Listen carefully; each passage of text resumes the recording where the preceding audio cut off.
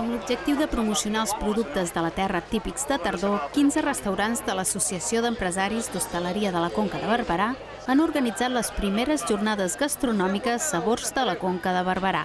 Amb aquesta iniciativa volen apropar-se a la ciutadania oferint les seves especialitats en les fires que se celebren a diversos municipis. Cada restaurant ofereix el seu plat. En principi, la idea era de treballar tot el que és el producte de proximitat i el producte de territori, juntament amb l'Associació de Productors de la Conca de Barberà que s'ha creat fa poc. O sigui, tant el safrà, com la tòfona, com els bolets, com l'oli de la Conca, l'all de Belltall, els vins, també amb la Dega Conca de Barberà.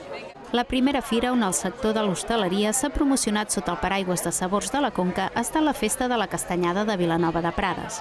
Paral·lelament a la promoció de la gastronomia, es busca també que els visitants coneguin turísticament la zona i s'hi allotgin. Hem baixat una activitat com és l'Unflable, en el qual mostrem les activitats que el Serra de Prades realitza cada cap de setmana continuades. Amb aquest cap de setmana concretament hem fet Halloween, fem un túnel del terror d'aquest pont i l'extenem fins al dia 5, que també continuem el Halloween el dia 5 de novembre.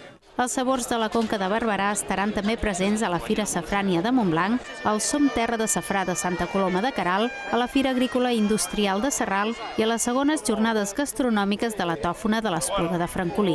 La primera edició dels Sabors de la Conca s'allargarà fins al 22 de gener.